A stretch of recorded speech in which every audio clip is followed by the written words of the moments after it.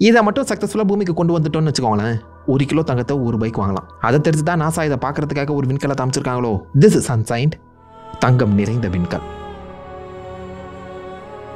ஆரம்ப காலகட்டத்தில் நம்ம வானத்தில் எந்த ஒரு பொருளை பார்த்தாலும் அது ஒரு கிரகமாக தான் கன்சிடர் பண்ணியிருப்போம். பட் கொஞ்சம் காலங்கள் போக தான் விண்கற்கள் எது கிரகங்கள் எதுங்கிற ஒரு வித்தியாசமே நமக்கு தெரிய ஆரம்பிச்சது. அந்த வகையில் தான் செவ்வாய் கிரகத்துக்கு பின்பக்கம் இருக்கக்கூடிய ஆஸ்ட்ராய்ட் பெல்ட்டுங்கிற ஒரு விஷயத்தை கண்டுபிடிக்கிறாங்க. சீரிஸ், பேலஸ், ஈரோஸ்ன்னு சொல்லி ஏகப்பட்ட குட்டி குட்டி விண்கற்கள் கண்டுபிடிச்சிருக்க அந்த வரிசையில் 16ஆவதாக கண்டுபிடிக்கப்பட்ட ஒரு விண்கல் தான் சைக் 16. சைக்னா கிரேக்க மொழியில் ஆன்மாவின் கடவுள்னு அர்த்தமா. ஏன் அப்படி வச்சாங்கன்னு தெரியல. ஆனால் இதுதான் அவங்க முதல்ல கண்டுபிடிச்ச எம் டைப் ஆஸ்ட்ராய்டு. எம்னா மெட்டாலிக். எஸ், இந்த ஆஸ்ட்ராய்டு முழுக்கவே ஹெவி எலிமெண்ட்ஸ் நிறைஞ்சிருக்கு. அயன், நிக்கல் அண்ட் முக்கியமாக கோல்டு. 1852 கண்டுபிடிக்கிறாங்க. சயின்டிஃபிக் இன்ஸ்ட்ருமெண்ட்ஸ் வளர வளர இந்த ஆஸ்ட்ராய்ட் பற்றின பல உண்மைகளும் நமக்கு தெரிய ஆரம்பிக்குது. சூரியனிலிருந்து 3 அஸ்ட்ரானமிக்கல் யூனிட், அதாவது நமக்கும் சூரியனுக்கும் இடைப்பட்டிருக்க அந்த டிஸ்டன்ஸை காட்டிலும் 3 மடங்கு அதிக தொலைவில் இந்த கல் அமைஞ்சிருக்கு. இதோடைய விட்டம் 225 கிலோமீட்டர். ஒரு பெரிய விண்கல் தாங்க. பூமி மேலே வந்து மோதினா பூமியை 2ஆக பொழக்கிறதுக்கான வாய்ப்புகளும் இருக்குது. அதற்கு ஒரு பெரிய விண்கல். ஆனால் அதோடைய மேற்பரப்பு முழுக்கவே ஏகப்பட்ட உடசலாக தான் இருக்குதான் நோட் பண்ணியிருக்காங்க. மெயின் ஆஸ்ட்ராய்ட் பெல்ட்டில் இந்த விண்கல் நம்ம சூரியனை சுற்றி வரதுக்கே கிட்டத்தட்ட 5 வருஷங்கள் எடுத்துக்குமா. அண்ட் இதோடைய சுற்றுப்பாதை ஃபேர்லி ஒரு சர்க்குலரான சுற்றுப்பாதை தான். மேலே கீழே இல்லாமல் ஆஸ்ட்ராய்ட் பெல்ட்டுக்குள்ளேயே இருக்கக்கூடிய ஒரு முக்கியமான விண்கலை தான் இது கன்சிடர் பண்ணப்படுது. இதோடைய ஷேப் ஒரு வெட்டின உருளைக்கிழங்கு போல தான் இருக்கும்.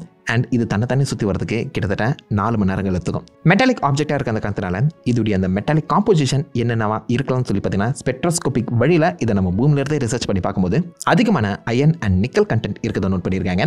கூடவே கோல்டு, சில்வர் அண்ட் கோபால்ட் கண்டென்ட்டுமே நிறைய இருக்கிறத கண்டுபிடிச்சிருக்காங்க. இதோடைய மேற்பரப்பு முழுக்கவே இந்த அளவுக்கு ஹெவி எலிமெண்ட்ஸால் அதிக மெட்டாலிக் பார்ட்ஸால் வந்து பார்த்தீங்கன்னா உருவாக்கப்பட்டிருக்காங்க.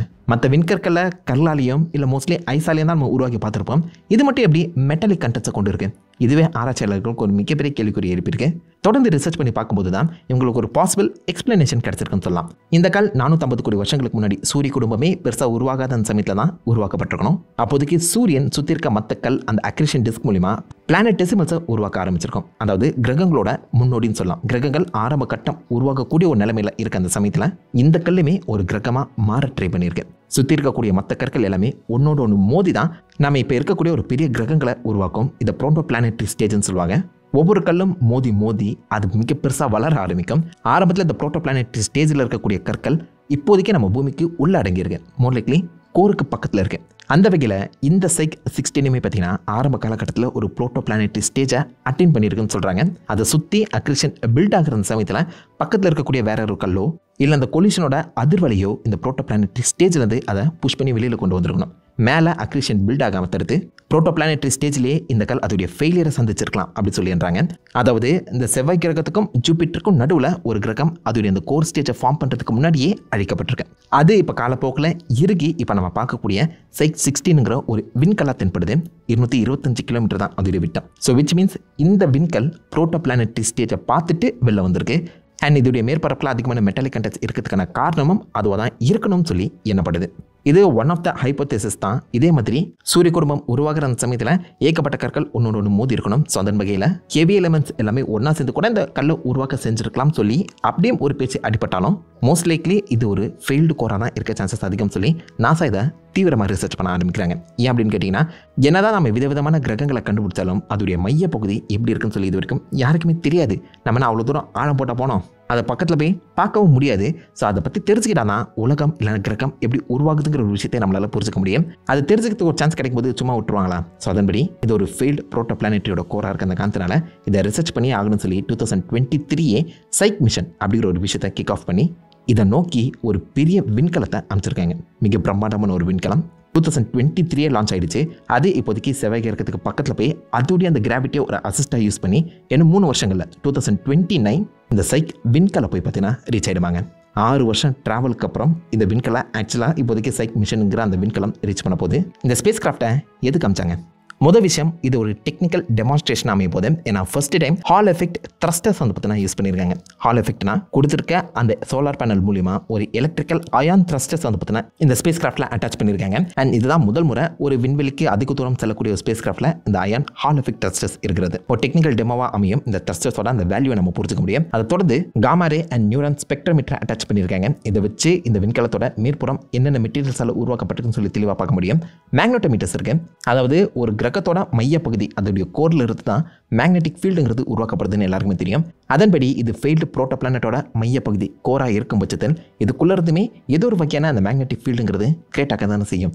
இப்போ நம்ம பூமிக்குள்ளே வந்து பார்த்தீங்கன்னா கோருங்கிறது ஒரு மோட்டட் ஃபார்மில், அதாவது ஆக்டிவாக இருக்குன்னு சொல்லலாம். பட் இங்கே இருக்கக்கூடிய Site-16 இந்த விண்வெளிக்கு எக்ஸ்போஸ் ஆகியிருக்க அந்த காரணத்தினால கம்ப்ளீட்டாக சொலிடிஃபை ஆகி ஒரு விண்கலாக தான் இருக்குது. இதில் மேக்னெட்டிக் ஃபீல்ட் எந்த அளவுக்கு வீக்காக எந்த அளவுக்கு ஸ்ட்ராங்காக இருக்குன்னு சொல்லி அனலைஸ் பண்ணுறதுக்காகவே மேக்னெட்டோமீட்டர்ஸுமே செட் ஆட் பண்ணியிருக்காங்க.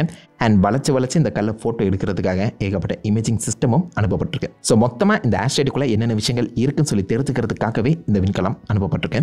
கிட்டத்தட்ட 2 வருஷம் 26 மாதங்கள் இந்த விண்கலம் அந்த மொத்த விண்கலமே சுற்றி வளம் வந்து நமக்கு தெரிய வேண்டிய இன்ஃபர்மேஷனாக கொடுத்துட்டு போகும். இந்த பூமியிலேருந்து ரிசர்ச் பண்ணிட்டு போயிடலாமே, பக்கத்தில் போய் தான் பார்க்கணுமா நீங்கள் கேட்பீங்க. பட் பூமியிலேருந்து பார்க்கும்போது நிறைய வித்தியாசமான மிஸ்ரீடிங்ஸ் கிடைக்குது. அதாவது இந்த விண்கலம் கம்ப்ளீட்டாக மெட்டாலிக்காக உருவாக்கப்பட்டதுன்னு சொல்லி ஒரு பக்கம் ஸ்பெக்ட்ரோகிராஃபி ரிசல்ட் கொடுத்தாலும் இன்னொரு பக்கம் இதோடைய டென்சிட்டியை ஆராய்ச்சி பண்ணி பார்த்தா இது வரைக்கும் நம்ம பார்த்த விண்கற்கள்லேயே இது கொஞ்சம் கம்மி டென்சிட்டியாக இருக்க மாதிரி தெரியுது. ஸோ ஹெவி மெட்டாலிக் எலிமெண்ட் இருந்தால் அதோடைய டென்சிட்டி அடர்த்தியும் அதிகமாக தானே இருக்கணும். ஆனால் அப்படி தெரியல. ஸோ மேபி இது ஹாலோவாக இருக்கலாம்.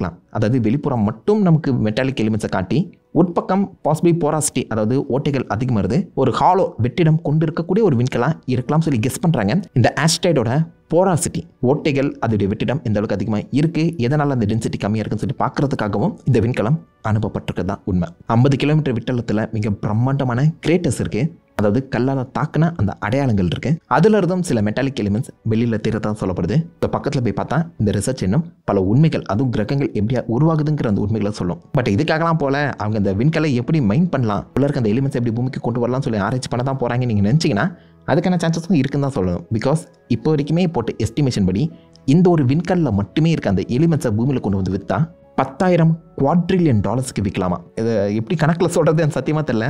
அவ்வளோ காசு சிம்பிளாக பூமியில் இருக்க எல்லாருக்குமே அந்த காசை பிரித்து கொடுத்தா ஒவ்வொருத்தரோட பேங்க் அக்கௌண்ட்லேயுமே $1000 கோடி வந்து விழும். ஐ மீன் காசு ருபீஸ் கிடையாது, டாலர்ஸ் வந்து விழும். அதை நீங்கள் கன்வெர்ட் பண்ணி எவ்வளோ உங்கள் அக்கௌண்ட்டில் வந்து விழுந்திருக்குன்னு கீழே சொல்லுங்கள். அவ்வளோ காசு தேவைப்படக்கூடிய எலிமெண்ட்ஸ் இந்த ஒரே ஒரு விண்கல்ல மட்டும் இருக்குது. அகெயின் இதோடைய விட்டம் வெறும் 225 கிலோமீட்டர் தாங்க. ஒரு குட்டி விண்கல் கம்பேரிட்டிவ்லி பார்க்கும்போது இதுக்குள்ளேயே அவ்வளோ வேல்யூபிளான எலிமெண்ட்ஸ் இருக்குன்னு சொல்லப்படுது, இன்க்ளூடிங் கோல்டு. ஆனால் பிரச்சனைன்னு கேட்டிங்கன்னா, சப்போஸ் இதை நம்ம மைண்ட் பண்ணுற அளவுக்கு டெக்னாலஜி வளர்ந்து அதை கொண்டு வந்து பூமியில் விற்கிற மாதிரி ஒரு சுச்சுவேஷன் ஏற்பட்டுச்சுன்னா இப்போ இருக்கக்கூடிய எல்லா அந்த எலிமெண்ட்ஸோட விலைவாசிகளும் சரமாரியாக இறங்கும். ஐ மீன் கோல்டையே நீங்கள் ரொம்ப துச்சமாக மதிக்கிற அளவுக்கு ஒரு சுச்சுவேஷன் ஏற்படும். நான் சொன்னல, 1 கிலோ கோல்டு ₹1 வர அளவுக்கு அதோடைய வேல்யூ இறங்குறதுக்கான சான்சஸ் அதிகம். இப்போதைக்கு அது கிடைக்கிறது கஷ்டம், கோல்டு கிடைக்கிறது கஷ்டமாக இருக்கனால தான், ப்ரெஷஸாக இருக்க அந்த காரணத்தினால தான் விலை கிடுகிடுன்னு ஏறிக்கிட்டே போகுது. அது அதிகமாக கிடைக்கும் பட்சத்தில் பல்லு குத்துற குச்சியை கூட கோல்டில் செஞ்சு வைக்கிறதுக்கான வாய்ப்புகள் நடக்க தான் செய்யும். ஸோ அந்தளவுக்கு கோல்டு விலை குறையிறதுக்கு இந்த விண்கலை சிம்பிளாக பூமிக்கு கொண்டு வந்து விட்டாலே போதுங்க. நாசா உண்மையிலே இந்த எலிமெண்ட்ஸை பற்றின ரிசர்ச் பண்ணுறதுக்காகவும் பூமியோட ஆரம்ப காலகட்ட நிலை என்ன மாதிரி இருக்குன்னு தெரிஞ்சுக்கிறதுக்காகவும் இந்த விண்கலுக்கு பக்கத்தில் போகிறாங்க. ஆல்மோஸ்ட் 2 வருஷங்கள் ரிசர்ச் பண்ணிவிட்டு அதோடைய முடிவில் என்ன சொல்ல போகிறாங்கிறத பொறுத்து வந்து பார்ப்போம். பயங்கரமான விண்கலாக இருக்கலாம். நம்ம சூரிய குடும்பத்தில் இந்த மாதிரி இன்னும் நிறைய மெட்டாலிக் விண்கற்கள் கண்டுபிடிக்கப்பட்டிருக்கு. இது மட்டும் தான் இப்போதைக்கு பக்கத்தில் இருக்குது. இந்த ஒரு விண்கலோட வேல்யூவே இவ்வளோவா இருக்கும் பட்சத்தில் இதே மாதிரி இருக்க மற்ற விண்கற்களோட வேல்யூ எவ்வளோ இருக்குன்னு மட்டும் யோசிச்சு பாருங்க. எந்த பொருள் எங்கே இருக்கோ அங்கே இருந்தால் தான் அதுக்கான வேல்யூ அதிகமாகும். அதுக்கு தங்கம் ஒரு best example. This is unsigned, signing off.